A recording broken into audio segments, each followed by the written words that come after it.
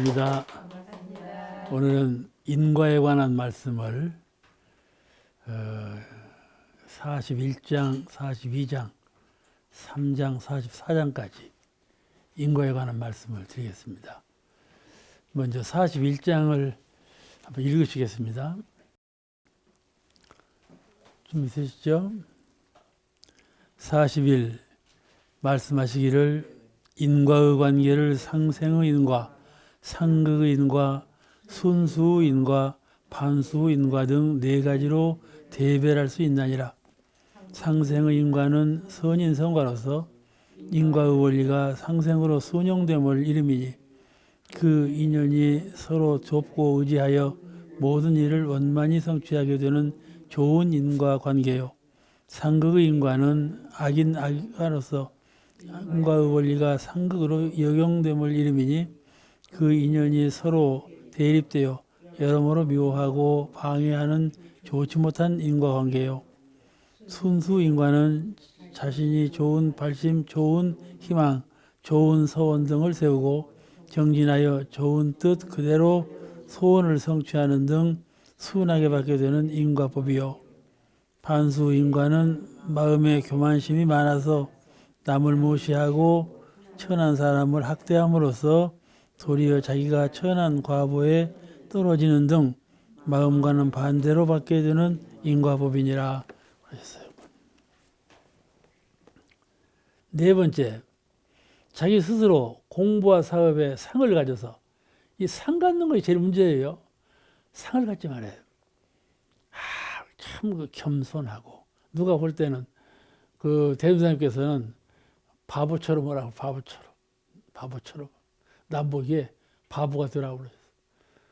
바보가 되라는 건 참말로 바보가 되라는 말이 아니라 남 보기에는 바보 같아도 그게 무슨 말이야? 세상 일에 좀 눈을 좀 감어. 왜 눈을 감는가? 안으로 무궁무진한 아주 큰 보물이 있으니 그 보물을 찾고 그 보물을 잃어버리지 않기 위해서 밖으로 향하는 마음을 좀 죽여 눈을 감고 자기를 낮춘단 말이죠. 안의 것을 키우고 회복하고 강하게 하기 위해서 밖으로 흐르는 마음을 죽여. 그러니까 상이 들어서 밖으로만 자꾸 나가거든요. 뽐내려고. 내가 좀 무엇을 알면 아는 척하고 내가 무슨 실력이 좀 있으면 실력이 있는 척하고 이게 자랑을 하고 나가거든요. 그러면 이제 공부가 쉬는 거라. 그러니까 첫째는 상을 내지 말아라 그 말이에요. 상을 가져서 상을 안 가진다는 말은 일부러 상을 내지 말라고 하면 되들 안 해요. 무엇인가 하면 안으로 공부심이 있어야 상을 안 가져요. 상을 안 갖는 것이 재미있어요. 재미있어. 그래서 공부심이 없는 분은요. 상이 없을 수가 없죠. 무엇인가를 사람 만나면요. 당신하고 나하고 어떤가 비교거든요. 항상 사람은 비교급에 있어요. 누구를 만나나 비교급에 있거든요. 그러면 자기 우월성을 갖고 자랑하고 싶은 마음이 인지상정이거든요. 그럴 때 공부에 뜻이 있는 분은 그런 데 상을 내고 그런 데 마음이 흘러가지 않는다 그 말이죠. 공부에 뜻이 있는 분은 그렇게 하지 않으면 공부가 되지 않아요. 자기 공부가 되지 않아. 그냥 상을 내고 자랑하고 뽐내고 다니다가는 공부가 안 된단 말이죠. 참 정신 차려야 되겠죠. 그래서 이렇게 반수인가요? 내가 잘 되는 것 같아요. 무엇인가 이렇게 뭘 해나가면 내가 잘 되는 것 같고 하는데 거품이요. 오히려 그 반대가 나타나 버려. 실적은 반대가 나타나 버려. 대중이 알아주지도 않고 나중에는 스스로 닦음바도 없으니까 스스로 까불어지는 거예요. 버금 까불어지듯이. 그렇게 되면 안 되잖아요. 버금같이 일어나는 것은 갖지 말아야지. 그걸 가지고 쓰겠어요. 이게 반수인 거예요. 스스로 상을 내 가지고 희망적인 그 진급하는 공부를 하지 아니하고 중궁기에 머물러 가지고 공부에 등한하고 공도사업에 등한하면 반수인과 스스로가 낮아지고 스스로가 괴로워지고 스스로가 어두워지는 강급의 인과를 받게 된다. 그걸 반수인과라 그런다 그 말이에요. 그러니까 쉽게 말하면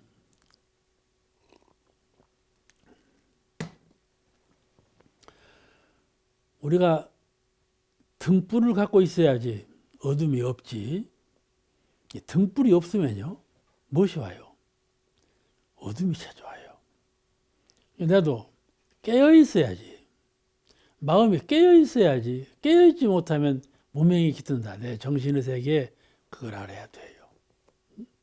이 천지가 참 대화의 교향곡이죠. 하늘과 땅과 만물이 크게 화해가지고 그 가운데 1월이 조명하지 않아요? 그죠? 1월이 들어서 천지 만물이 하나가 된 화한 가운데 1월이 들어서 비추고 있거든요. 비추고 있어요. 그렇듯이 우리 영성도 말이죠. 영성도 깨어 있어야 돼. 어떻게 깨어 있는가? 무예로. 내 마음이 어디에 걸리는 바가 없어. 육신에도 걸리는 바가 없고 경계에도 걸리는 바가 없고 어떠한 업장에도 무명에도 걸리는 바가 없어. 초연해서 해탈해 있다 그 말씀이죠. 그럼 무예라 그래요. 무예라. 그런 무예의 심경으로 마음 등불 심등을 밝혀. 그 마음 등불을 밝히고 있어야 문명이 끼지 않는다. 그러니까 먼저 우리 공부했죠. 이 여가 전봇대가 있으면 저쪽 전봇대가 있어. 그러면 여기 전봇대에서 저기 전봇대까지 갈 때 거기가 소나무도 있고 까치도 있고 그러면 까치를 보고 까치다. 소나무 보고 소나무다. 이렇게 걸어가면 그 죄 짓는 일은 아니지. 그죠? 소나무다, 까치다. 죄 짓는 일은 아니요. 그렇지만은 마음의 등불을 켜지 않고 까치다, 소나무다 이렇게 지내가면 문명이 끼인다 그 말이에요. 아시겠죠? 마음의 등불이 뭐이냐? 이론상을 떠나지 않는다. 이론상을 떠나지 않아. 그게 마음의 등불이요. 이론을 안목으로 까치를 보고 이론을 안목으로 소나무를 보는 마음에 깨어있는 마음의 이론상을 떠나지 않는 그리고 공부인의 자세로 가야 문명이 끼지 않지. 그냥 평범한 사람 같이 소나무다 까치다 하고 평범한 사람 같이 가면 나는 죄는 짓는 건 아니에요. 죄는 짓는 건 아니지만은 마음에 문명이 끼인다 그 말이에요. 다시 말씀은 중생을 벗어날 수가 없어. 중생을 벗어날 수가 없어. 그러니까 공부가 얼마나 소중한 것입니까? 이것이 자체 내에서 일어나는 일이요. 남하고 상대에서 일어나는 일이 아니라 내 자체 내에서 발원, 발심이 없어. 서원이 없어. 희망, 끊임없는 수행이 없어. 그러면 무명이 끼일 수밖에요. 그러니까 공부가 쉬운 것이 아니라 말이죠. 공부가 쉬운 것이 아니라 이렇게 해야 그 밝음이 참 진여에 도달하는 것이죠. 자, 그러면 본문에 의해서 해석 말씀을 드립니다. 본문에 의해서 해설을 해드려요. 본문에 인과의 관계를 상생의 인과, 상의 인과, 순수 인과, 반수 인과 등 네 가지로 대별할 수 있나니 그건 아까 다 말했어. 설명을 생략하고 그 중에 상생의 인과는 선인 성과로서 선을 지어서 선을 받게 되는 인과로서 원리가 상생으로 순용됨을 이름이니 인과의 원리가 상생으로 순용돼야 우리는 인과의 원리를 활용을 해야 돼. 인과의 원리를 대종사님 은혜로 우리가 법을 배우고 깨달았는데 믿기만 하고 활용을 안 해요. 그죠? 인과의 원리를 믿어. 사은은 인과신앙길이거든. 사은신앙은 인과신앙길이요. 믿고 실행을 안 해요. 그러면 실효가 있겠어요? 일관을 실천해 인과를 활용을 해야지. 인과를 활용한다는 것은 심진작용할 때 이렇게 되면 인과에 맞는가 안 맞는가 이걸 딱 분별해서 판별해서 인과에 맞도록 하는 거 이것이 인과 진리를 활용하는 것이거든. 인과 등 선인성과 인과의 원리가 상생으로 순용된다 이 말이에요. 순하게 활용된다 그 말이에요. 되물 이름이니 그 인연이 서로 돕고 의지하여 모든 일을 원만히 성취하게 되는 좋은 인과 관계예요. 좋은 인과 관계예요. 그러니까 우리가 누구를 대해서 가족끼리도 그러죠.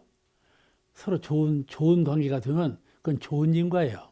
좋은 관계가 되면 누구하고도 언제든지 좋은 관계가 되면 좋은 인과라고 말이죠.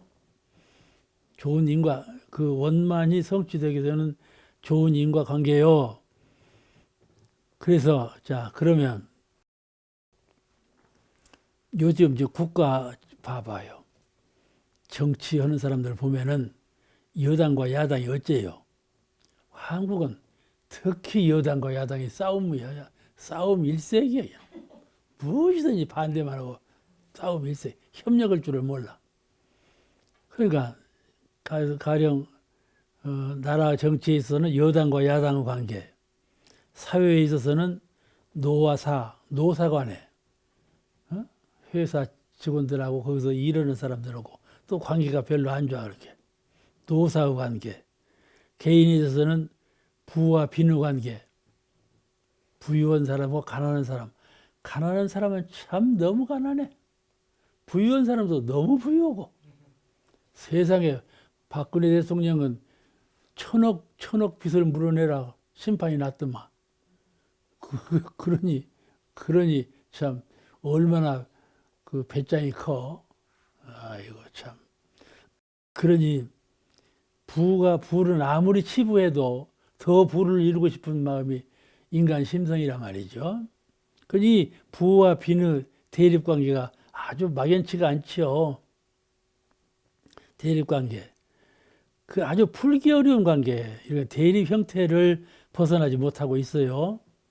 이것을 잘 조화를 이루고 이제 그 문명한 사회가 오면 이것이 잘 조화가 되겠지만은 지금 형편은 그렇거든요. 그 이유는 간단해요. 왜 이렇게 서로 대립하고 있나? 이유는 간단해요.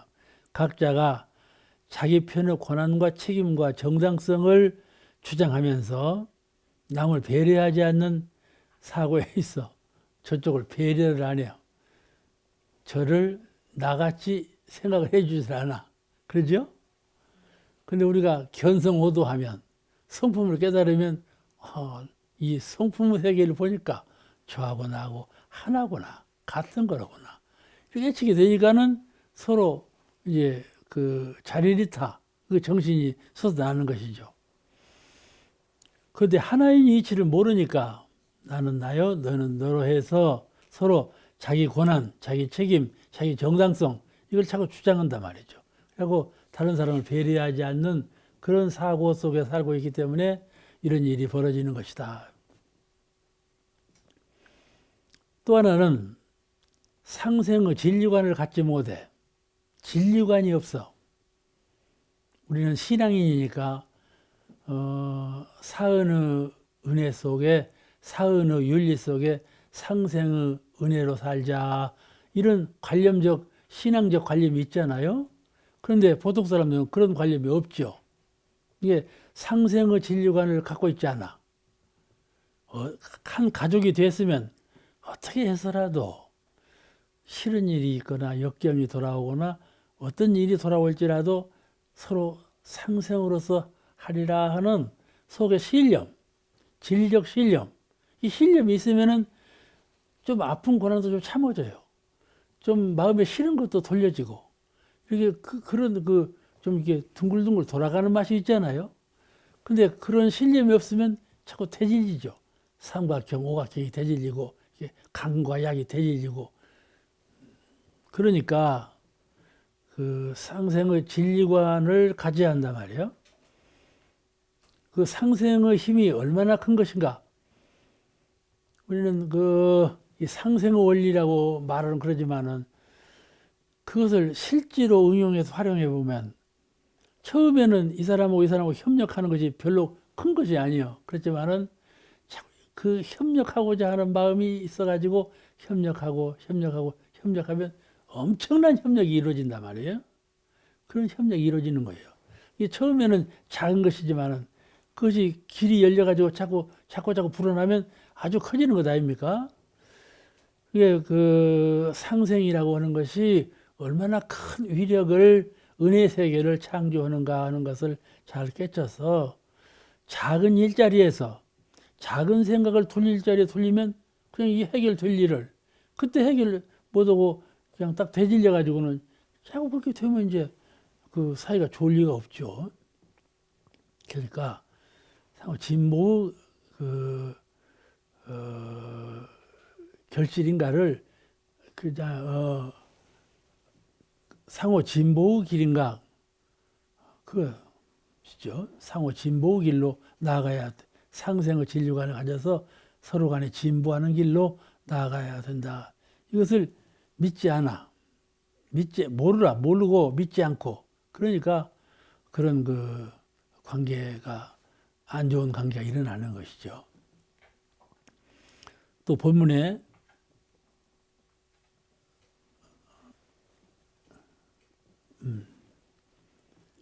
상극의 인과는 악인 악과로서 인과의 원리가 상극으로 역용됨을 이름이니 이 반대예요. 이제 상극의 인과는 악인 악과로서 상극으로 악용돼 인과의 원리가 순용으로 선용되는 것이 아니라 인과의 원리가 악용이 된단 말이지. 뭐라고 하는 거니? 내가 전생에 무슨 업을 지어서 당신 같은 사람하고 만났는가 모른다고 그런다니까? 또 무슨 다른 사람하고 이번에 말이죠. 아파트 아래 사는 사람하고 아파트 위에 사는 사람하고 그냥 뭐 연극이 벌어졌죠? 싸움이 일어났잖아요. 연극이 쿵쿵거린다는 거예요. 하고 어떤 사람들은 소금을 뿌리기도 하고 어떤 사람들은 막 그러잖아요. 그렇게 싸움이 일어난단 말이에요. 아무것도 아닌 그 조그마한 일 갖고 서로 협력해서 할 일 하면 될 일인데 안 한단 말이죠. 이번에 국가에서 최저임금제를 상승을 시켰죠. 그러니까 내가 생각해봐도 최저임금을 높여놓으면은 중소기업이 어려울 텐데 직장 자리는 불린다 해놓고 최저임금을 높이면 그게 안 맞지 않냐. 이율배반의 정책이다. 난 처음에 그렇게 생각했거든. 그런데 말이에요. 더 이제 깊이 생각해 보니까 어떤 아파트에서는 최저임금을 높이라 그러니까 수의 용돈을 높여야 할 거 아니에요, 월급을. 그럼 어떻게 할 거냐? 수의를 쫓아낼 거냐? 이렇게 이제 고민을 하다가 그러지 말자. 우리가 조금씩만 더 내서 수의의 월급을 높이자. 이렇게 결의를 보았다거든요. 그게 신문에 났어, 그것이. 그러니까 그것이 상생이에요. 우리가 조금씩 보태서 이렇게 서로 상생의 관계를 맺어가자. 그러면 좋은 일이 돌아오는데 그 이제 서로 내놓기 아까워하고 그렇게 안 하면은 상극의 인과로 벌어지지 않겠어요? 그게 작은 일에서 그렇게 벌어져. 조금씩 배려한단 말이에요. 나는 이런데 유족하게 사는 사람은 유족하게 사는 줄 몰라요. 몰라.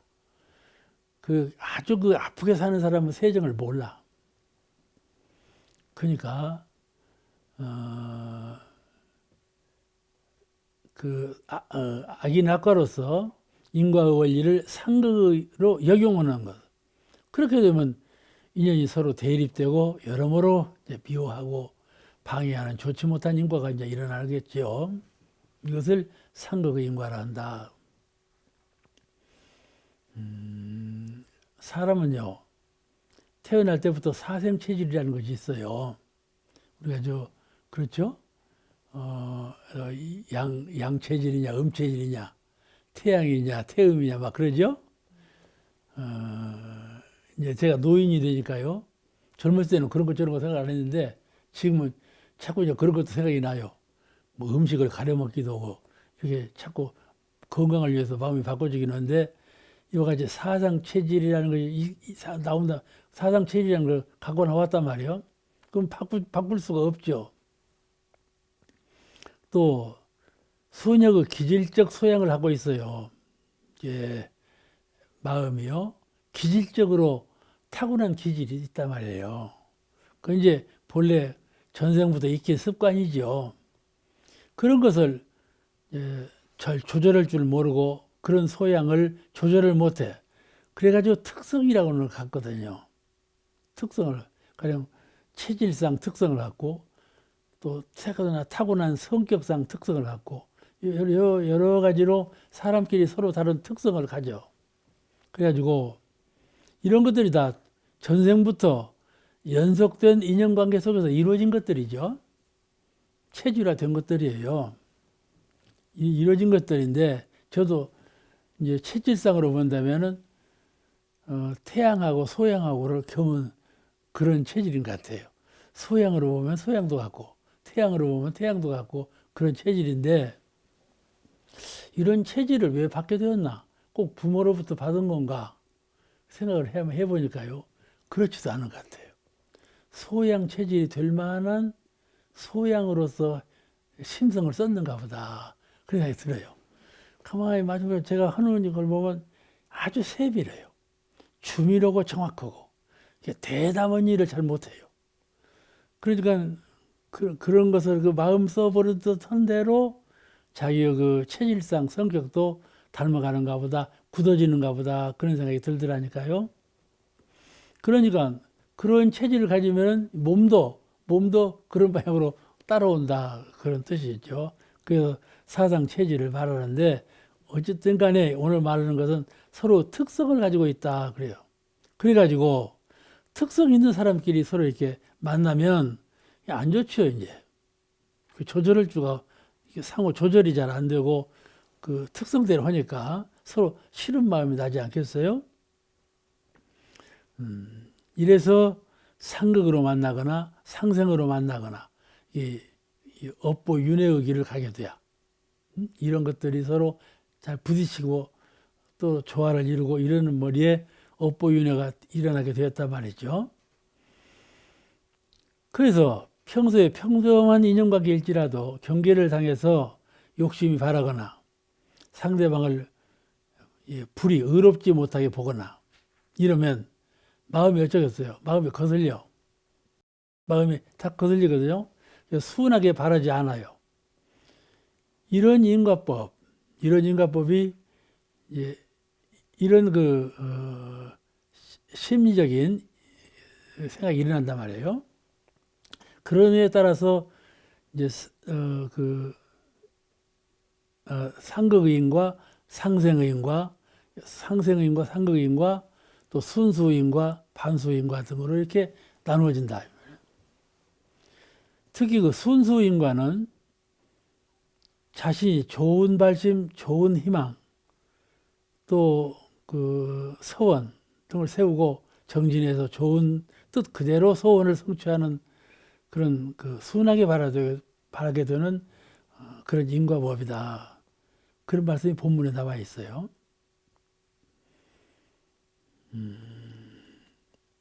자기가 지어서 자기가 받는다. 그것이 단순한 원리지만은 우리 개인에 있어서는 매우 중다대한 그 인과의 법칙이에요. 자기가 지어서 자기가 받는다. 그거를 잘 체득해야 돼.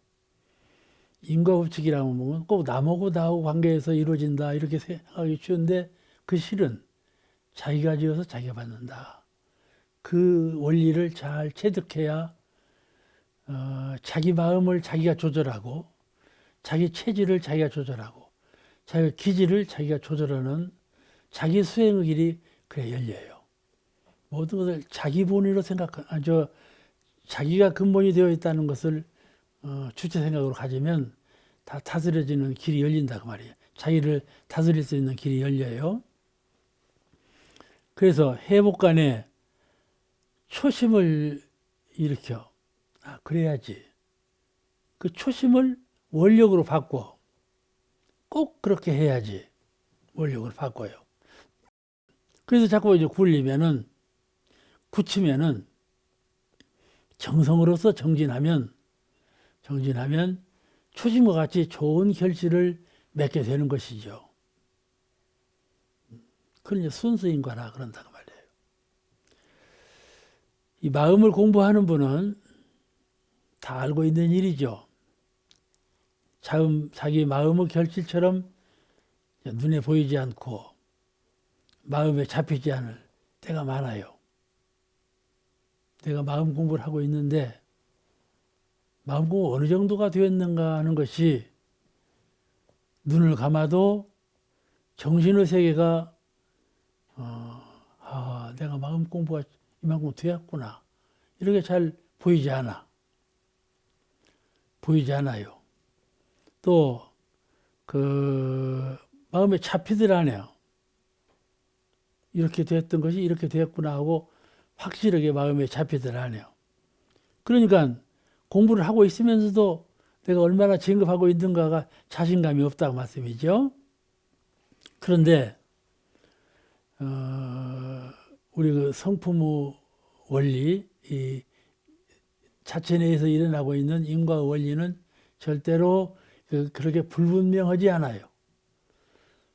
공부한 만큼 그만큼 밝아지고 힘을 타는 것은 내가 생각할 때 좀 확실치 않은 거 그렇게 생각이 되지만은 그 실은 그렇지 않다 그 말이에요.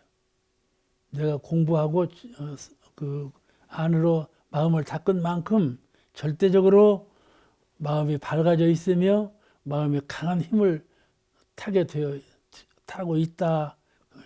그렇게 하고 있다 그 말이죠. 내가 모를 뿐이지 그렇게 우리 마음 속에서 마음의 실력이 성장하고 있는 것은 분명한 사실이다.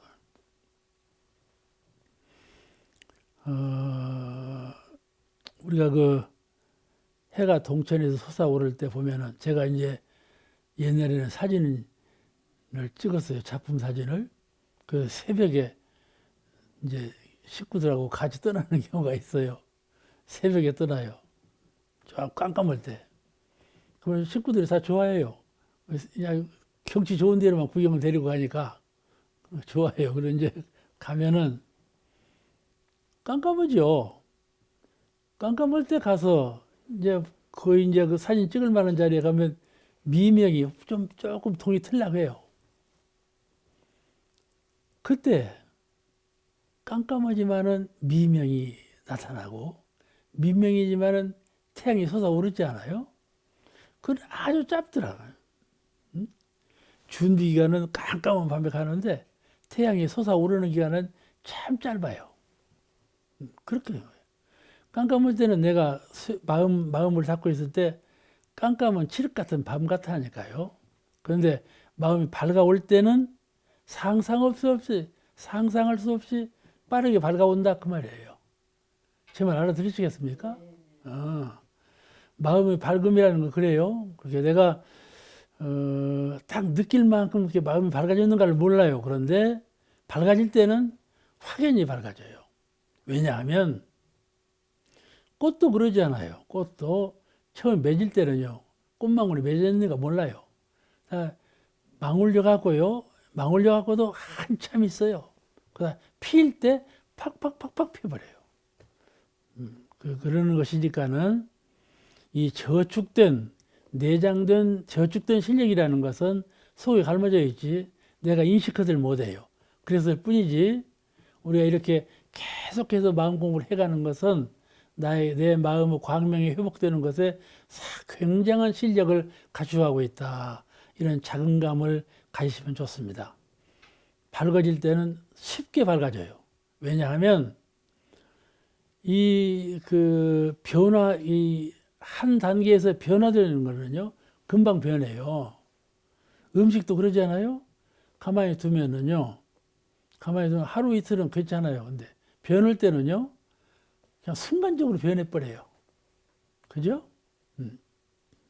이것이 그러는 거니까, 그래서 도인들도 도를 얻을 때 일주일 기도해서 도를 얻었다고도 그래요.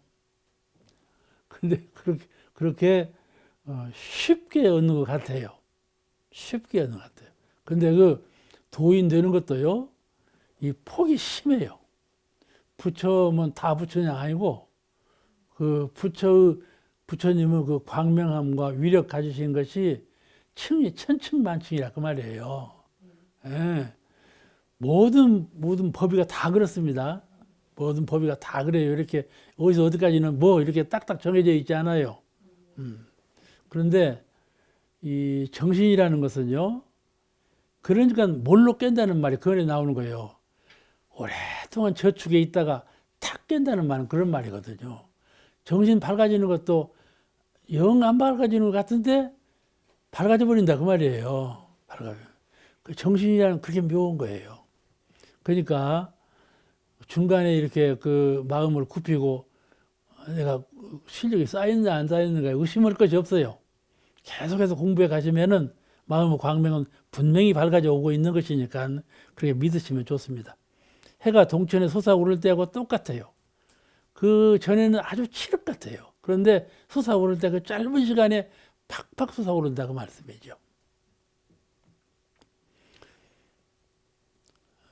그 다음에 본문의 반수인과는 마음에 교만심이 많아서 남을 무시하고 천한 사람을 학대함으로써 도리어 자기가 천한 과부에 떨어지는 등 마음과는 반대로 받게 되는 인과법이니라. 반수인과 그 순수인과는 이제 반대로 되는 것이죠. 사람들이 지식이 많다든지 재산이 많다든지 능력이 솟아났다든지 그러면 그걸 믿고 남을 무시하는 수가 참 많지 않아요. 또 스승도 없애버려. 스승도 그냥 무시해 본다니까요. 또 빈천한 사람과 무능한 사람을 보면 그냥 아주 낮춰보고 박대해버리고 이렇게 하면 그 과보는 내가 다 무릅쓰게 된다. 다 나에게 돌아온다. 그것이 자기의 재능, 자기의 권능, 자기의 능력 이것이면 다 할 것 같아요. 나에게 뭔만 있다면 이렇게 살겠다. 그런 마음이 사람마다 다 갖고 있어요. 그래서 그것이 조금 있으면요. 자만하고 그것만 있으면 재림 같아가지고 항상 그리 될 것 같지만은 절대로 그렇게 되지 않아요. 음양상승의 원리에 의해서 이렇게 자만하고 상을 갖고 그게 있는 것에 대해서 집착해가지고 있는 것에 집착해갖고 자신을 갖는 사람은 절대로 허망한 꼴을 봐요. 그렇죠? 정사님께서 말씀하셨죠? 무가 유보다 더 큰 거다. 무가 유보다 더 밝은 거다. 이렇게 말씀하셨는데 그 반대 입장에 유에 집착해갖고 유가 제일 큰 거, 유가 제일 힘이 강한 거 이렇게 생각이 집착되면 그 사람은 반드시 험한 꼴을 보게 된다. 그런 뜻이에요. 이것이 진리예요. 음양상승의 진리요. 그러니까 항상 우리 종교인은 유에 집착하지 말고 무신념을 가져서 기본 정신은 무신념을 기본 정신으로 해서 유를 잘 활용할 수 있는 그런 능력을 법력을 갖추고 그런 신법을 써야 돼요. 그래야 지혜가 복락이 마르지 않습니다. 그러니까 순수인과 반수인과는 전부 자기가 어떻게 생각하고 어떻게 행동하고 어떻게 생활하는 것 같다 해서 자기가 지어서 자기가 받는 정신의 세계에서도 그러고 육신 세계에서도 그러고 생활 세계에서도 그러고 자기가 지어서 자기가 받는 것을 순수인과 반수인과로 나누었다. 또 하나 상대가 있어서 짓는 세계를 상극의인과 상생의인과 이렇게 둘로 나누었다. 또 하나 자연인과 이 무정의인과 세계하고 유정의인과 세계하고 이 둘로도 나눌 수가 있다. 이렇게 인과의 원리를 여러모로 이해해서 막힘이 없도록 잘 통달해야 할 것입니다. 그 다음에 42장입니다. 42장 42 말씀하시기를 사람이 눈으로 보지 아니하여도 진리의 눈은 사람의 선악을 허공에 도장 찍나니 이 세상에 제일 무서운 것은 곧 진리니라. 인간 세상에서 지은 죄는 법망을 면할 수도 혹 있으나 진리의 보응은 무념 가운데 자연이 되는지라 속일 수도 피할 수도 없나니라.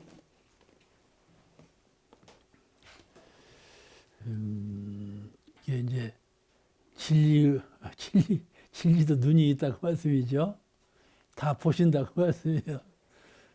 진리의 눈은 속이거나 피할 수가 없다. 진리의 눈은요, 법신불 사원께서 보시는 눈도 눈이지만 부처님께서 보시는 눈도 진리의 눈이에요. 불안이라고 그래요, 불안. 응? 그러니까 우리가 수도문중에 들어와서 공부와 사업을 해나갈 때 이 세계는 확연히 열린 세계예요. 숨길 수가 없어. 확연히 열려버려서. 뭘 가려울 수가 있잖아요. 문도 닫고 가려놓고 벽도 싸고 가려놓고 몸도 뒤로 돌아서서 가려놓고 그러죠. 가려울 수가 있어. 그런데 이 영성의 세계, 정신의 세계, 진리의 세계는 그렇게 할 수가 없어. 형상이 없기 때문에 탁 터져버렸어. 그냥 가려울 수가 없다니까. 그 진리의 눈은 속일 수가 없다 그 말이에요. 뻔히 보고 있는데 그러잖아요. 뻔히 보고 있다 이 말이에요. 이렇게 이념적으로는 말을 하는데 실제로 그러는지를 의문을 갖고 사람들이 있단 말이에요. 실제로 그러는가? 그런다니까. 이것은 관념을 자꾸 익혀야 돼요.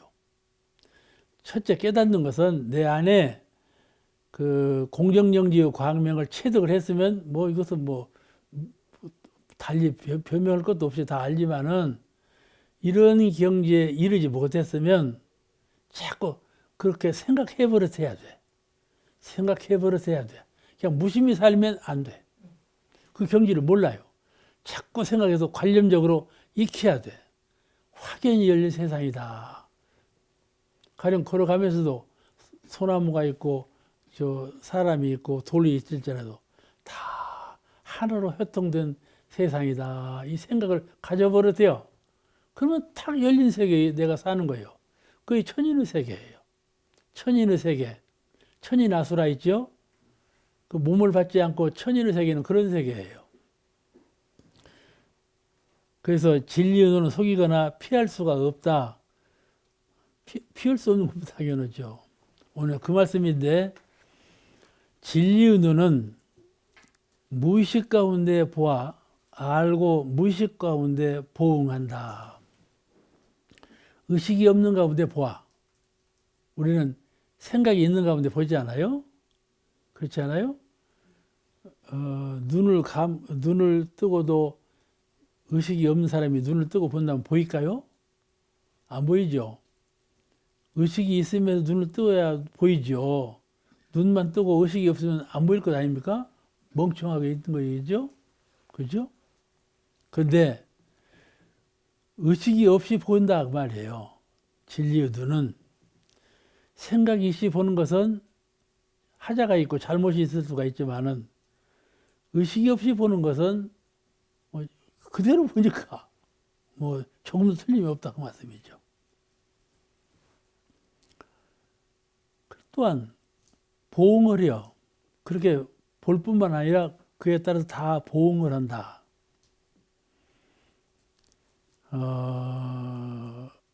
가령 사물 앞에 거울을 딱 비춰놔 봐요. 거울이 있으면 딱 보이잖아요.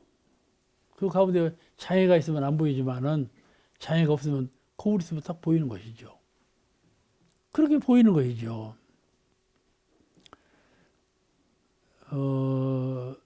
산울림도 그러잖아요. 큰 소리를 치면 딱 울리지 않아요.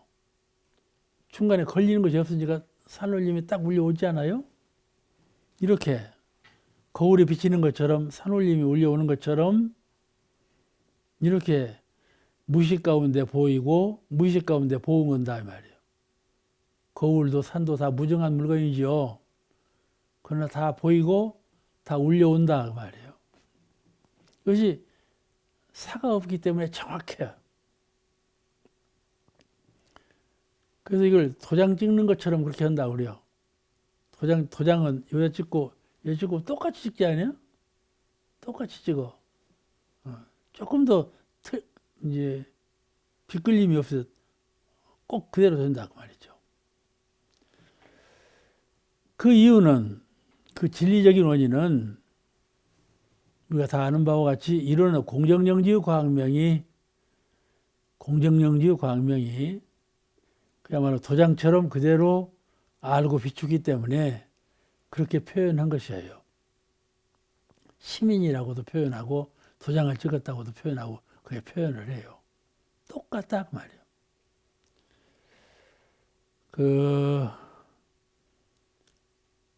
이와 같이 천지가 무의식 가운데 알고 보응하는지라 사람은 이와 같이 받아지기는 복락을 내가 과거에 지었는데 잊어버렸어. 이제 전생일이라 이 말이요. 전생일이니까 잊어버렸죠. 금생일도 지어놓고 잊어버리는 일이 많아요. 그런데 나는 잊어버렸지만은 진리는 그대로 기억하고 있단 말이죠. 본 것이니까 기억하고 있어. 그럼 기억하고 있으니까 보응이 되겠죠? 자연적으로 보응이 된다요. 보응 아니할 수가 없는 것이죠. 그러니까 이것을 무의식 가운데 보응이 된다 그러는 거예요. 나는 잊었지만은 보응이 돼야. 그래서 우리는 그걸 뭐라고 표현하는가 하면은 우연히 받는 죄, 우연히 받는 고, 우연히 받는 복이다 그렇게 말을 해요. 가령 내가 그것은 전에 내가 이렇게 지었으니까 이렇게 받게 되었구나. 이걸 알고 받는 것도 있지만은 나는 아무리 힘을 써도 일이 안 되거나 별로 힘을 쓰지 않는데도 일이 잘 되거나 그런 일이 돌아오거든요. 그 내가 공들인 바도 없는데 돌아오게 되는 것이 있다면 그거는 전생에 지은 바다. 다만 내가 잊어버리고 있었던 거다. 그거 있죠. 그걸 우리는 말하기를 우연히 돌아왔다. 그래가지고 이것을 천우신조라 그렇게 말을 해요. 천우신조. 하늘이 돕고 신이 도왔다. 이렇게 말을 해요. 그래가지고 기복이 돼요. 하늘에 빌고 신에 빌고 이렇거든요.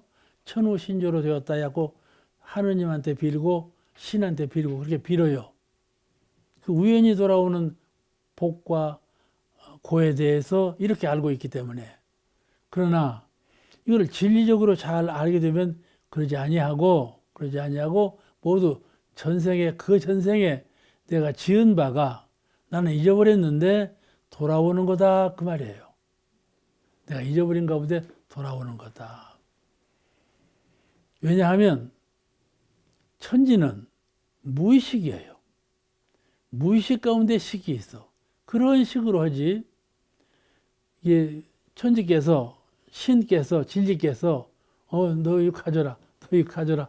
이렇게 않는다 그 말이에요. 이렇게 않는다. 무의식으로 알고 보응하기 때문에 정확한데 임의로 되는 것이 아니다 그 말이에요. 임의로 되는 것이 아니고 전에 내가 지은 바인데 지은 바를 내가 잊어버리고 있다가 진리께서 보응해 주시는 것이다. 이것이 인과 법칙이다 이 말이에요. 이것이 내가 짓지 아니하고는 받는 것이 없으며 남이 짓고 내가 받는 것이 없고 내가 지어서 남이 받는 것이 없는 확고부동한 인과의 세계요, 인과의 진리예요. 이 진리를 믿는 것은 신앙이라 그럽니다. 특히 우리 불교에서 믿는 신앙길은 인과신앙이에요. 인과신앙이라는 것은 분명하게 그냥 뜻밖의 어디서 돌아오는 우연한 복 그런 것이 돌아오는 것이 아니고 내가 지어서 받는다 그 말이죠. 이것은 이제 인과에 대한 확고한 신념이 있는 분한테는 이런 말이 통용되는데, 그러지 않은 분들한테 이렇게 말을 해도 잘 믿어주지 않아요. 그렇지 않다 이렇게 부정하는 분이 꽤 있어요. 왜냐하면 진리를 신격으로 믿거나 그렇게 믿으면은 이런 말이 부정이 돼요. 이런 말을 그건 아니야. 그거는 불교에서 하는 말이지 우리는 그건 아니다. 이렇게 부정을 해요. 근데 아까 내가 말씀드린 천지의 식은 알미 없는 가운데 베풀어지는 식이다 그 말이에요. 그런 식이에요. 그러니까 어느 분은 제가 서울 마포교당에서 옛날 얘기인데 교리 강습을 하는데 기독교 오래 믿던 분이 왔는데 원불교로 돌아오게 전부 가정이 다 기독교인이에요. 근데 당신 한 분만 오셨어요. 할머니인데 당신이 원불교로 돌아온 동기가 평생을 두고 기도했다는 거예요. 평생을 두고 기도했는데 이루어진 것이 없더라. 이루어지는 거 없다. 내가 기도한 바가 이루어지지 않았어. 그래서 이것이 다른 이치가 있구나. 근데 원불교를 알게 돼야 그 원불교에 와서 이제 자력신앙과 차력신앙에 대한 강의를 들으니까 그렇구나. 이 자력신앙의 문을 알게 되고 진리신앙의 문을 알게 됐어. 신적인 믿음이 아니고 이렇게 알게 됐다는 감상담을 하더라니까. 제가 교리 강도 마치고 이제 감상담 시간에 할머니가 나와서 감상담을 말하는데 들어보니까 그래. 우리가 이제 될 일은 아들을 낳게 되어 있는데 내가 그걸 모르고 아들을 낳게 해 주십시오 했다가 아들을 낳으면 내가 기도해서 아들을 낳았구나 이렇게 생각한다 이 말이에요. 쉽게 말하자면 아들을 낳게 되어 있는데 그것이 우연히 받는 고락이요. 복과 고가 내가 돌아올 때 우연히 돌아오는 것이 있다 그 말이에요. 그런데 이것을 부처님께서 대종사님께서 진리관으로 보실 때에는 그것이 전생에 과거 많은 전생에 너가 지은바다 그렇게 가르치는 거예요. 그러니 부지런히 지으라.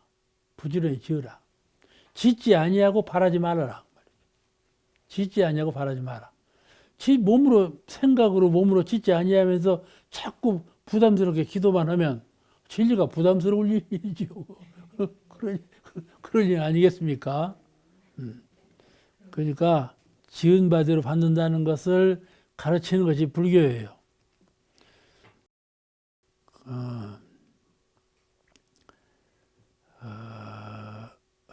우리는 그래서 정전의 고락의 원인의 그런 말씀을 잘 밝히고 있죠. 그래서 우리는 알기도 하고 모르기도 하면서 지은 죄복이라는 말을 써요. 우리가 신고 기도를 모실 때 가끔 알기도 하고 모르기도 죄를 모르기도 지은 바를 이렇게 해 주십시오 하는 그런 기도문을 쓰는데 이래서 그래요. 소소영역에 아주 소소영역에 빠짐없이 다 진리께서는 아시고 갚아주신다.